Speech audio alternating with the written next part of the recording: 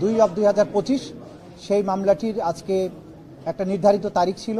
শেখ হাসিনা, আসাদুজ্জামান খান কামাল এবং চৌধুরী আব্দুল আল মামুন তিনজন আসামির বিরুদ্ধে, তাদের বিরুদ্ধে গত জুলাই এবং আগস্টে 2024 সালে বাংলাদেশে সংগঠিত যে ম্যাসাকার এবং মানবতা বিরোধী অপরাধ, সেই অপরাধের দায়ে তাদের বিরুদ্ধে এই মামলাটি করা হয়েছিল। আজকে মাননীয় আদালত এই মামলাটির রায় ঘোষণার জন্য আগামী 17ই নভেম্বর সোমবার দিন নির্ধারিত করেছেন। ইনশাল্লাহ আগামী 17ই নভেম্বর সোমবার এই মামলাটির রায় ঘোষিত হবে।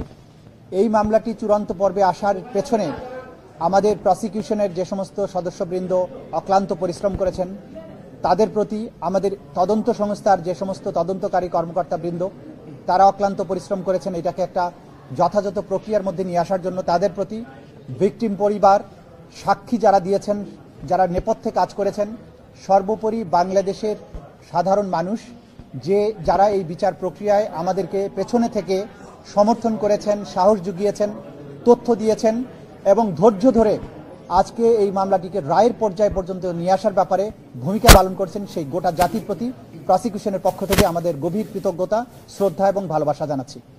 আমরা অঙ্গীকার করেছিলাম যে যারাই বাংলাদেশে যত শক্তিশালী হোক না কেন, যদি কেউ অপরাধ করে, মানবতা বিরোধী অপরাধ করে, তাদেরকে সঠিক পন্থায় বিচারের মুখোমুখি করা হবে এবং তাদের আইন অনুযায়ী যে প্রাপ্য সেটা তাদেরকে বুঝিয়ে দেওয়া হবে। সেই প্রক্রিয়ায় আমরা একটা দীর্ঘ যাত্রা শেষ করেছি। আমরা এখন চূড়ান্ত পর্বে উপনীত হয়েছি। আশা করছি ইনশাআল্লাহ 17ই নভেম্বর আদালত তার সুবিবেচনা, তার প্রজ্ঞা প্রয়োগ করবেন এবং এই জাতির যে বিচারের জন্য আকাঙ্ক্ষা, যে তৃষ্ণা, সেটার প্রতি তারা সুবিচার করবেন এবং একটি সঠিক রায়ের মাধ্যমে বাংলাদেশে সংগঠিত মানবতা বিরোধী অপরাধের একটা ইতি ঘটাবেন এবং ভবিষ্যতের জন্য এই রায়টি ইনশাআল্লাহ দৃষ্টান্ত হয়ে থাকবে তেমন একটি রায় আমরা প্রত্যাশা করছি। আমরা সর্বোচ্চ শাস্তি আদালতের কাছে প্রেয়ার করেছি, আদালত তার সুবিবেচনা প্রয়োগ করবেন এবং আমাদের পক্ষ থেকে প্রেয়ার হচ্ছে যে এই অপরাধের দায়ে আসামিদের জন্য সর্বোচ্চ সাজা দেওয়া হয়। সরাসরি যদি কেউ বিচার প্রক্রিয়াকে বানচালের জন্য কোনো হুমকি দেন, কোনো কার্যক্রম করেন, ডেফিনেটলি সেটা আদালতের প্রতি, আদালতের প্রসেস, আদালতের প্রক্রিয়াকে বাধাগ্রস্ত করার শামিল হবে। তো বাইরে তারপরেও সবকিছুর ব্যাপারে আমরা আমাদের নাক গলাতে চাই না। আমরা আমাদের বিচার প্রক্রিয়ার মধ্য দিয়ে, আইনের প্রক্রিয়ার মধ্য দিয়ে চলতে চাই।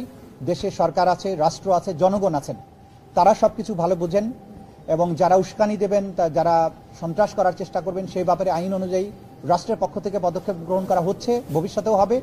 আর যে জাতি ঐক্যবদ্ধ থাকে, জনগণ যখন জেগে থাকে, সেই দেশের ভাগ্য নিয়ে সেই দেশে নৈরাজ্য করার সাহস, শক্তি কারোরই কোনোদিন ছিল না, হবেও না।